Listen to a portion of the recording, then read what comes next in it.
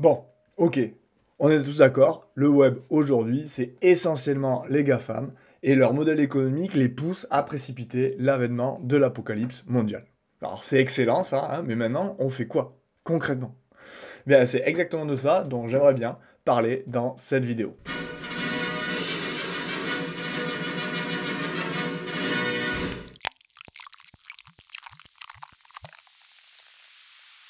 Alors, dans les deux premières vidéos de cette série, hein, pour celles et ceux qui les ont pas vues, je vais mettre des vignettes là, mais dans les deux premières vidéos, j'ai exposé pourquoi l'envie de résoudre les enjeux globaux actuels devrait nous pousser à œuvrer en faveur d'un web plus décentralisé, où tout le pouvoir de diffusion et de régulation ne serait pas aux mains d'une petite poignée d'acteurs. Alors, cette transition, elle s'avère nécessaire si on veut que se développe une sorte de biodiversité numérique qui augmenterait les probabilités d'émergence de réseaux sociaux plus adaptés aux défis globaux qui sont les nôtres. Nous ne pouvons pas rester dans le modèle de l'économie de l'attention actuelle. Les GAFAM, ils y règnent en maître en nous incitant de plus en plus pernicieusement à succomber à nos pulsions court-termistes au moment où il nous faudrait au contraire développer des visions de long terme comme nous l'imposent les enjeux climatiques auxquels nous faisons face aujourd'hui. Alors pour le rattrapage, je rappelle, les vignettes, c'est par là. Bon, maintenant, je pense qu'il y a trois batailles à mener de front si nous voulons pouvoir construire un autre web. Alors premièrement, il y a une bataille technologique, hein, c'est-à-dire une bataille pour des innovations techniques qui faciliteraient la décentralisation du web. Deuxièmement, il y a une bataille économique et politique pour restructurer les règles économiques, notamment les paradigmes de l'économie de l'attention, qui permettent et incitent les GAFAM à aller dans la direction délétère actuelle. Et troisièmement, il y a une bataille plus profonde, une bataille sociétale et idéologique, où il s'agit en fait de trouver un projet de société au nom duquel on serait prêt à transpirer et à nous impliquer pour construire un autre web. Bon alors, première partie, on commence par la bataille technologique. La bataille technologique, il s'agit en fait d'innovations techniques qui faciliteraient la décentralisation du web. Pour gagner cette bataille, il faudrait qu'on bouleverse totalement la structure du web. Ouais, soyons révolutionnaires, il faut bouleverser là. Alors, le World Wide Web, dont l'abrégé, vous le savez, c'est WW, hein, ou Web, a été appelé ainsi car grâce au lien hypertexte, on pouvait se déplacer en fait d'un site à l'autre, d'une page du web à une autre, créant ainsi à l'échelle du globe, worldwide donc, une toile web du coup, hein, dans laquelle les internautes pouvaient se déplacer librement. Comme on l'a vu dans la deuxième vidéo de la série, hein, de gigantesques enclosures numériques se sont créées à partir du web et ont de fait participé à le centraliser. Comme on peut le voir sur cette magnifique carte d'internet, hein, que j'ai trouvée et où j'ai surligné les enclosures numériques des GAFAM et des BATIX. Alors BATIX c'est l'équivalent des GAFAM, mais pour la Chine. Alors, moi je pense et je trouve qu'il paraît complètement incroyable, hein, qu'Instagram et TikTok, par exemple, puissent développer des interfaces web où des liens hypertextes, autre part que dans la bio des utilisateurs, sont proscrits. Vous ne pouvez pas, dans la description d'un post Instagram, par exemple, créer de liens hypertextes qui permettraient en fait un saut vers le web, hors de la plateforme Instagram. Cette suppression de la fonctionnalité de l'hypertexte, elle devrait tout simplement pas être possible. Et après avoir siphonné le web, tous ces réseaux sociaux tentent maintenant le plus possible de s'en extraire totalement, hein, grâce à leurs applications natives, qui sont également des enclosures numériques, hein, mais avec des murs encore plus épais. De la même manière, pour éviter ces enclosements, on devrait pouvoir garder la maîtrise de toute la donnée que nous créons, hein, qu'il s'agisse de texte, d'images, de vidéos.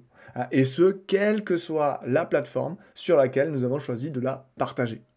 Pour abattre en fait les murs de ces enclosures numériques, il faudrait faciliter, encourager et probablement contraindre politiquement les plateformes à l'interopérabilité.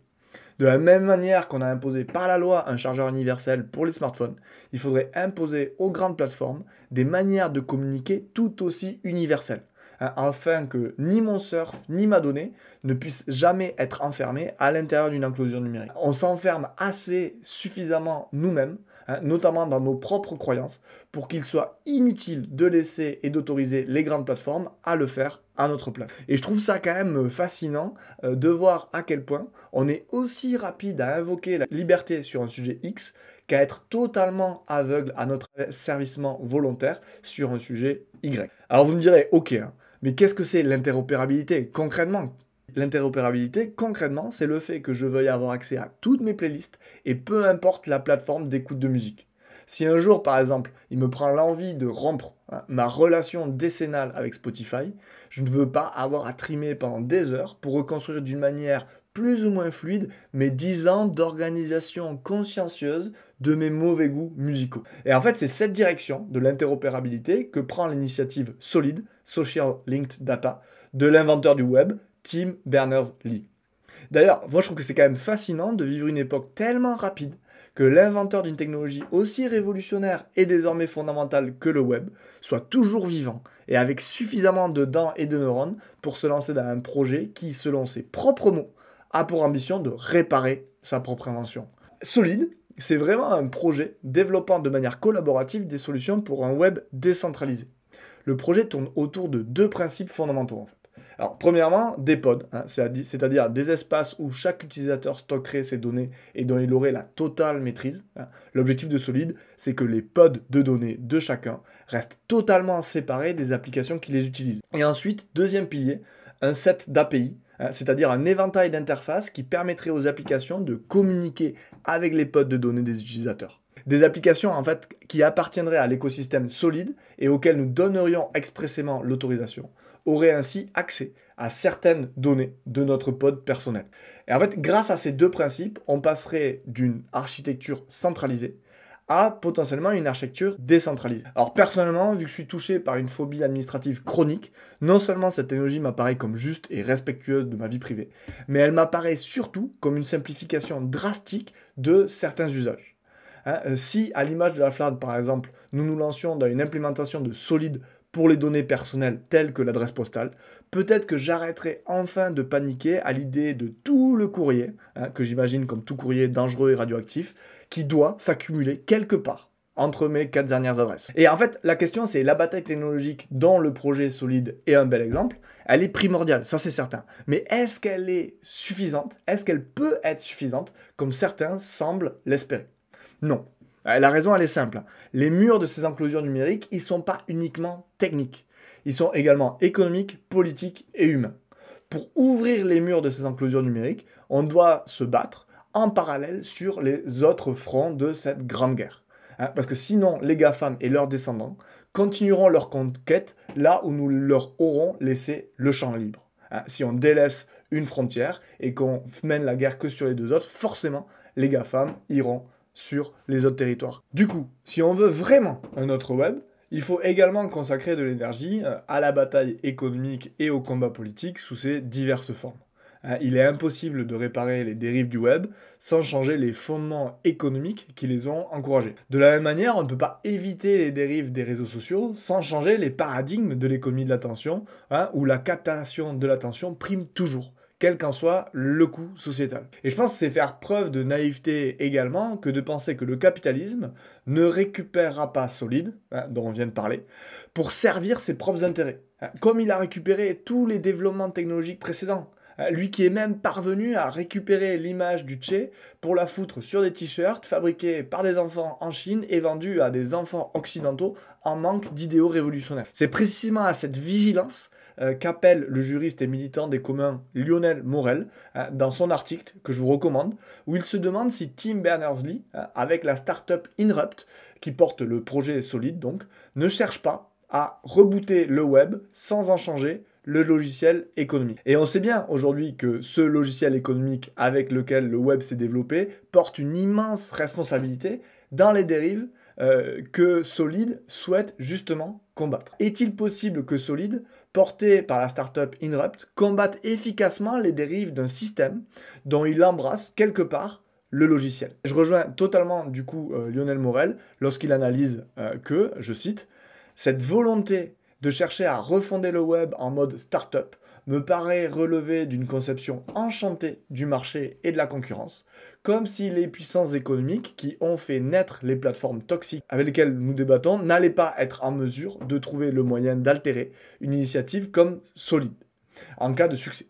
Ce n'est pas un hasard si la plateformisation du web, qui est intervenue au milieu des années 2000 avec la vague du web 2.0, a coïncidé avec la montée en puissance de la financiarisation de l'économie. Alors il faut absolument penser la bataille technologique de pair avec une bataille économique. Une économie qui ne vit que pour s'entretenir elle-même sans contrainte ou objectif émanant des sociétés humaines est vouée à créer des catastrophes que nous considérerons inhumaines. Comme l'analysait un économiste qui s'appelait Karl Polanyi au milieu du XXe siècle, l'économie n'est pas mauvaise en soi pour les sociétés humaines, elle le devient lorsqu'elle devient un monolithe autonome détaché de toutes autres considérations collectives ou morales. En fait, je pense qu'il y a deux écueils entre lesquels il nous faut naviguer quand on parle de technique ou de technologie. Alors d'un côté, le premier écueil, c'est de penser qu'une technologie, en fait, elle serait totalement neutre et que tout ce qui importe, c'est les usages qu'on en fera ou bien le système économique dans lequel cette technique s'insère.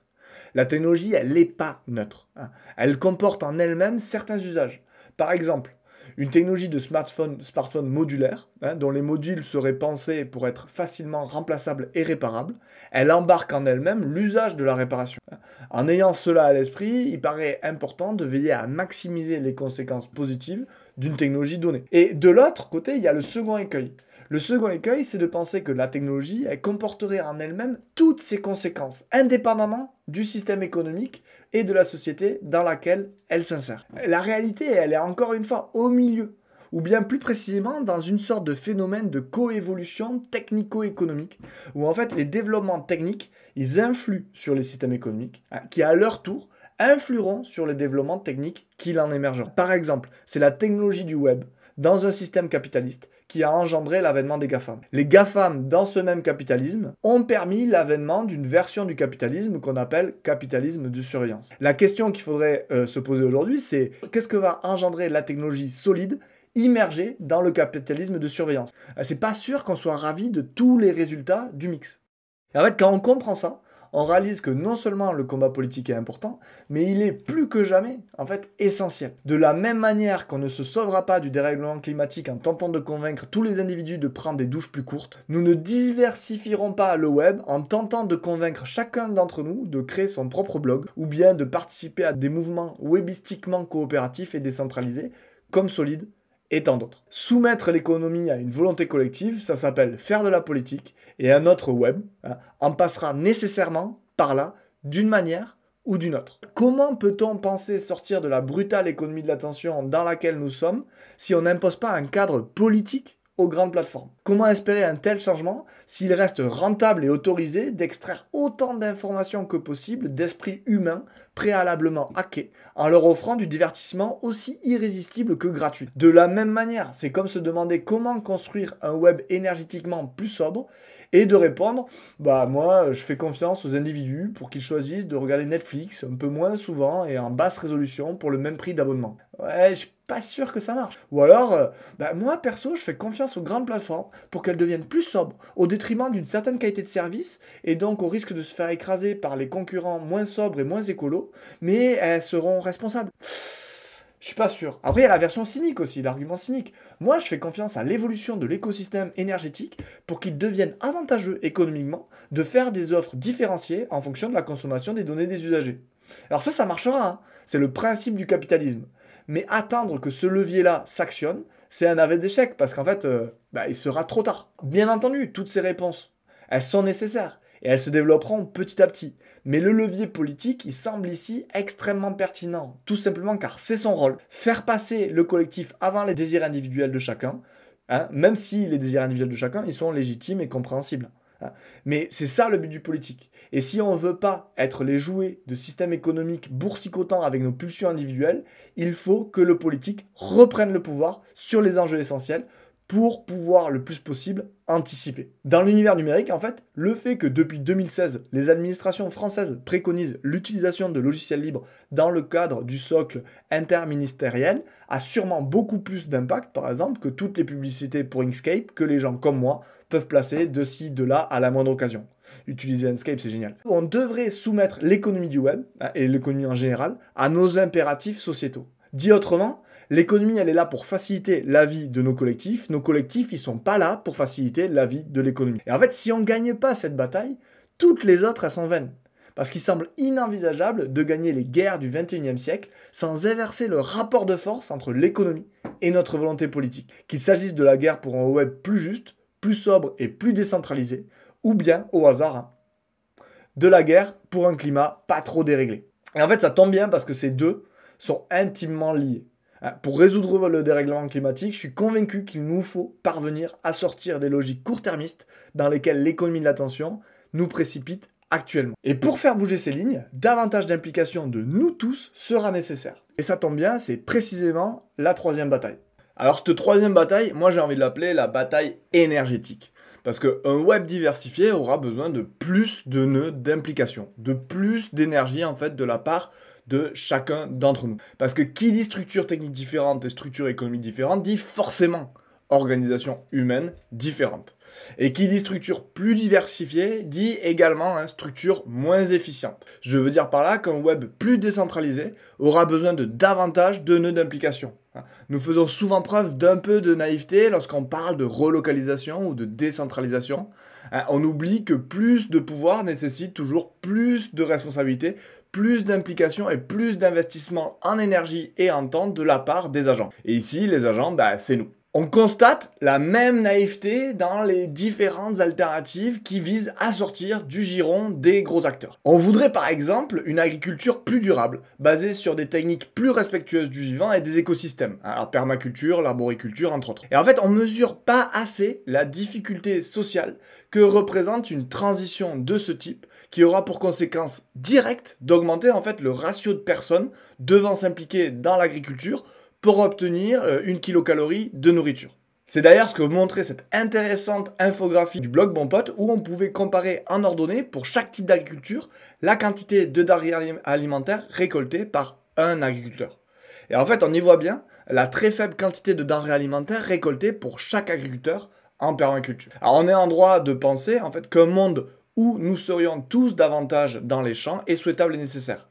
Il est par contre un peu naïf de penser qu'on aura une quelconque facilité à convaincre tous les autres de la pertinence d'une stratégie agricole qui implique leur retour à la terre à tous, ou à beaucoup. Dans le même esprit, on cite souvent la démocratie athénienne comme un magnifique exemple de démocratie directe, c'est-à-dire de diversification absolue des sources de pouvoir, et on oublie un peu trop souvent de préciser que s'ils furent capables de réaliser une telle prouesse, c'est qu'ils étaient tous, et surtout pas toutes, citoyens à temps plein, grâce à des esclaves, donc toutes les femmes a priori, qui n'étaient quant à eux pas citoyens du tout. Et en fait, selon le théoricien Robert Ulanovich, une logique similaire pourrait s'appliquer en fait à différents phénomènes de diversification. Qu'il s'agisse de systèmes de gouvernance, de systèmes agricoles ou d'architecture du web, on perd toujours en efficacité ce qu'on gagne en résilience.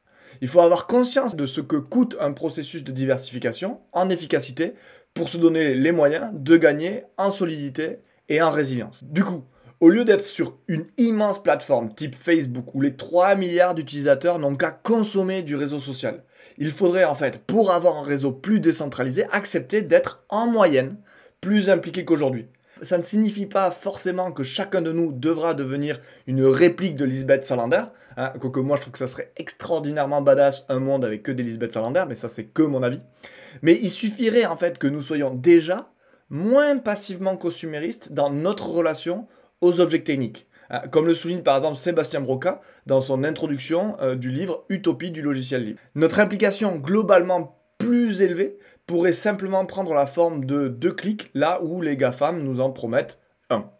C'est déjà ce que certains font, par exemple, en passant sur Signal et en acceptant de reléguer leur amour du GIF à l'arrière-plan. Du coup, pour devenir acteurs de ces bouts de web, nous devrions juste nous impliquer davantage dans la manière dont ils sont écrits, dont ils sont pensés et dont ils sont organisés. Donc dans le spectre consommateur-acteur, une diversification du web demanderait ainsi que de la part de tous les participants de se situer en moyenne plus près de l'extrémité acteur. Pas forcément nécessaire de passer directement de consommateur version loukoum et partisan de l'effort nul à acteur intégral, qui construit son ordi lui-même et qui passe 12 jours à installer Android sans Google sur son téléphone. En fait, il suffit d'un petit déplacement vers l'extrémité acteur. Et en fait, ce déplacement du curseur avec l'extrémité acteur de ce spectre pourrait se décliner à différents niveaux, parce qu'il concerne les individus, plus d'implication de la part des individus, mais pas que. On a besoin aussi de plus d'implication à d'autres niveaux, notamment au niveau organisationnel de la société. Donc il va falloir plus d'implication par les organisations aussi, hein, avec le développement, par exemple, d'une sorte de coopérativisme numérique. Pour assurer cette diversification, il faudrait voir éclore en fait une sorte de mouvement coopérativiste numérique, une sorte de pont en fait entre le monde du numérique et celui de l'économie sociale et solidaire. C'est ce que Lionel Morel appelle de ses voeux lorsqu'il appelle à la jointure de l'ESS, économie sociale et solidaire, et du monde des communs. Il s'agit sinon de deux silos qui, sans volonté particulière, communiquent très peu. Dans un système aussi complexe que le nôtre, dès que quelque chose ne tourne pas rond, le manque de vision globale du système peut toujours être pointé du doigt. Ce manque de vision globale se résume souvent en un enfermement au sein d'un silo, et donc également à un manque de communication avec les silos qui développent justement les points de vue qu'il nous manque. C'est également ce que Jean-Michel Cornu appelle joliment la tragédie du LSD. L comme libriste, le mouvement incarné par le logiciel libre ou bien les licences Creative Commons. S comme solidariste, mouvement incarné entre autres par le mouvement coopérativiste et l'économie sociale et solidaire en général. Et D comme durabiliste, hein, mouvement incarné par les mouvements écologistes. La tragédie du LSD, c'est appelé comme ça parce que la jointure entre ces trois silos, dont les militantismes respectifs auraient tout à gagner, elle se fait pas, cette jointure. Donc en créant en fait un grand coup de sulfateuse de la porosité entre tous nos silos militants, nous pourrions imaginer et espérer l'avènement d'un monde où il serait courant d'être impliqué dans des collectifs tentant par exemple d'adapter un réseau social numérique et libre aux besoins d'une communauté locale. Ça serait un peu la version numérique des comités de fêtes village d'antan. Mais pour créer toutes ces coopératives, tous ces nouveaux collectifs, toutes ces nouvelles structures, il faudra nécessairement parvenir à générer plus d'implications individuelles. Alors, plus d'implications individuelles. Si le mouvement de décentralisation du web nécessite de la part de tous une implication très importante, disproportionnée par rapport à l'ampleur du problème tel qu'il est ressenti par les individus, il est voué à rester marginal, hein, comme le mouvement d'ailleurs coopératif. Pourquoi nos grands-parents s'impliquaient en fait dans le comité des fêtes d'un village? Pour le bien commun et la convivialité de leur communauté? Peut-être, hein, mais aussi et peut-être surtout parce que c'était un super moyen de faire du grain à Marceline ou Marcelin, hein, et d'avoir un prétexte socialement bien vu de se retrouver entre amis et potentiellement de picoler. Et c'est peut-être la meilleure définition d'un collectif qui fonctionne. L'alignement entre les intérêts des individus et les intérêts du collectif. Force est de constater qu'une des briques essentielles du pouvoir des GAFAM est d'avoir hacké nos désirs individuels plus efficacement que toutes les structures collectives existantes et de les avoir alignés avec leurs objectifs au mépris des intérêts collectifs. Notre désir individuel de facilité à court terme a amplement suffi à écraser un projet collectif moribond. Il faut bien voir qu'il y a deux leviers qui existent pour favoriser l'implication de tous et de toutes dans n'importe quelle lutte sociétale. Il y a le levier 1, hein, faire en sorte que nos désirs individuels aillent dans le sens de nos besoins collectifs, hein, dans une société aussi individualiste que la nôtre, pour parvenir à convaincre les individus d'entreprendre une action pour l'intérêt général. Une option est en effet de faire en sorte que cette action aille aussi dans le sens de leur intérêt individuel. Cette stratégie, elle est appliquée de manière par exemple autoritaire en ce moment même pour favoriser la vaccination du plus grand nombre. Si on part du principe qu'aujourd'hui, il y a peu ou pas de prise en compte de l'intérêt collectif par les individus, alors il paraît logique de développer des stratégies utilisant des intérêts particuliers pour inciter les individus à agir dans le sens de l'intérêt collectif. Donc plutôt que de tenter une pédagogie estimée impossible de la vaccination au nom de l'intérêt commun, du non-engorgement des hôpitaux, le gouvernement en est réduit, en tout cas a décidé de faire appel à l'individualisme de chacun, avec la maxime pas de vaccin, pas d'apéro. Et qu'on apprécie ou pas ce que ça dit de nous et de notre société, force est de constater qu'à court terme, ça génère un changement de comportement individuel plutôt tranchant. Le graphique est assez parlant. Et c'est aussi dans cette voie que Jean Covici cherche à orienter le mouvement militant contre le dérèglement climatique lorsqu'il dit: je suis intimement convaincu, à mon âge, que la société, elle évolue sous l'effet de confrontation d'intérêts et pas du tout sous l'effet de l'acquisition d'une compréhension rationnelle du monde qui fait qu'on prend des décisions rationnelles. On ne prend pas des décisions rationnelles, on pilote rationnellement nos désirs, ce qui est tout à fait différent. Donc il faut que les désirs rejoignent le problème.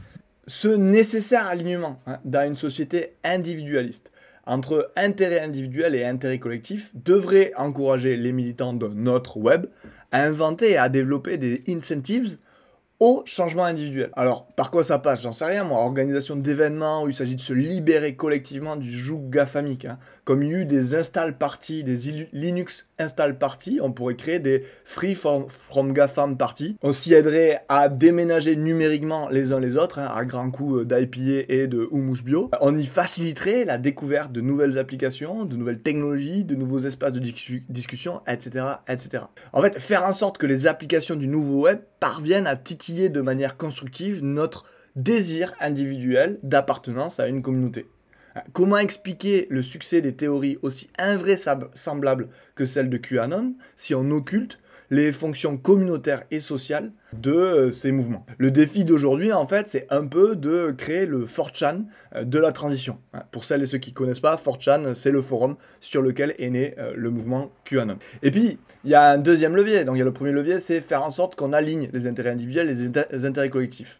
Mais il y a un deuxième levier, c'est pourquoi on s'implique dans un projet collectif, c'est juste faire en sorte qu'un désir collectif existe. Envisager le combat pour plus d'implication individuelle uniquement via le levier des désirs individuels signifie en fait qu'on renonce à cultiver un trait de caractère qui, dans certaines conditions, peut être magnifique chez l'être humain.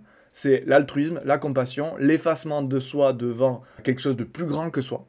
Et en fait, se focaliser sur ce levier, c'est penser à tort que nous serions plus individualistes aujourd'hui que dans une époque rêvée où nous aurions été prêts à nous sacrifier au nom de l'intérêt général. Et en fait, je pense que c'est pas tant que nous sommes plus individualistes dans l'absolu, nous semblons surtout globalement moins convaincus de la pertinence du collectif tel qu'il nous est vendu. Existe-t-il actuellement un projet de société répondant au dérèglement climatique qui semble souhaitable par le plus grand nombre, pertinent et faisable? Non, et puis si vous avez, mettez-le moi en commentaire parce que vous mettrez fin à 10 ans de recherche. De la même manière, opposé, existe-t-il un projet de société basé uniquement sur les droits des individus à faire tout ce que le capitalisme, au travers de sa main invisible, voudra bien leur permettre de faire, qui semble durable, souhaitable et juste? A priori, pas plus. Ces deux projets politiques semblent littéralement insensés, au sens pas faisable, pas durable. Par conséquent, il ne semble pas si fou, si insensé ou si irrationnel de se recentrer sur quelque chose de plus appréhendable et actionnable, ses désirs individuels. Si nous voulons inverser cette tendance, il faut également actionner le second levier, créer un projet collectif suffisamment convaincant pour qu'on abandonne un peu de nos désirs individuels au nom d'un bénéfice collectif. Quelque part, si nous sommes aussi individualistes, c'est surtout à défaut de mieux. Nous n'avons aucun modèle de société que nous pourrions mettre dans la balance face à nos besoins individuels qui sont clairs et précis. Et même s'il est difficile d'envisager un projet politique soutenable dans le contexte actuel, qui soit suffisamment fédérateur, il est essentiel de le pousser dès maintenant, envers et contre tout, pour qu'il puisse émerger lorsque la situation, le contexte, le permettra. J'avais dit dans un article, même pour ceux d'entre nous qui sont persuadés qu'il est vain de se battre contre l'histoire, il n'en reste pas moins impensable de ne rien faire. C'est impensable car même si on ne pense pas pouvoir changer le cours de l'histoire au sens où nous le souhaiterions, il est probable que l'histoire de demain prenne ses racines dans les vaines tentatives de l'histoire d'aujourd'hui. Alors bon, on redoute souvent quand même la possibilité du pire, et je pense qu'il faut garder en tête qu'elle avance toujours de pair avec la possibilité du meilleur. Si certaines choses nous semblent aujourd'hui impossibles et inenvisageables à grande échelle, ça ne signifie en rien qu'elles le seront toujours. Notre rôle, c'est simplement, je pense, de maintenir vivants les principes et les fonctionnements que nous aimerions voir s'étendre jusqu'à ce qu'il émerge de la grande histoire des conditions qui leur permettent de s'étendre et de se diffuser. Et peut-être que le contexte de 2023 sera au web décentralisé que je défends et à la société carbone que je défends, ce que 2020 a été à Zoom. On ne peut que l'espérer et faire partie en attendant de celles et ceux qui créent et entretiennent la flamme. Si vous voulez savoir ce que vous pouvez faire à votre échelle pour ne pas succomber à toutes les attaques de l'économie de l'attention et passer les 5 prochaines années de votre vie derrière Netflix, abonnez-vous à la chaîne, c'est en bas à droite pour avoir les nouvelles vidéos, c'est ma prochaine vidéo, mon prochain article, ou bien vous pouvez aussi vous abonner à la newsletter, c'est un moyen de se sortir des algorithmes et des GAFAM. Le lien dans la description. Si vous aimez mon travail, rejoignez les quelques personnes qui me soutiennent sur Tipeee et que j'en profite pour remercier du fond du cœur. Et en attendant le 2023 du web décentralisé et de la sobriété carbone, je vous souhaite à tous paix et santé. Ciao, ciao!